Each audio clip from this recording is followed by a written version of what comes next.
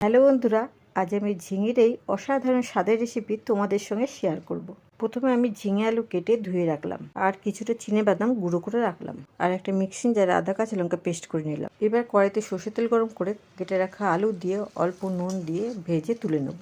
এই তেলে কালো জিরে কাঁচা লঙ্কা ফোড়ন দিয়ে কুচনো পেঁয়াজ দিয়ে নেড়ে চেড়ে হালকা লাল হয়ে এলে আদা কাঁচা লঙ্কা বাটা দিয়ে এর মধ্যে লঙ্কা, জিরে, হলুদ, কাশ্মীরি লঙ্কা গুঁড়ো দিয়ে ভালো করে কষিয়ে নিয়ে কেটে রাখা টমেটো দিয়ে আরও একটু নেড়ে চেড়ে কেটে রাখা ঝিঙেগুলো দিয়ে অল্প নুন দিয়ে নেড়ে চেড়ে ঢাকা দিয়ে দেবো। ঝিঙেটা সিদ্ধ হোক ততক্ষণ আরেকদিকে ফ্রাইং প্যান বসিয়ে ধনে জিরে শুকনো খোলা ভেজে গুঁড়ো করে নেব।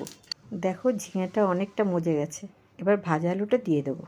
কিছুক্ষণ নেড়ে চেড়ে নেওয়ার পর এর মধ্যে পরিমাণ মতো চিনি আর ভাজা মশলা দিয়ে নেড়ে চেড়ে জল দিয়ে দেবো। এটা গরম রুটি, পরোটা দিয়ে খেতে দারুণ লাগে।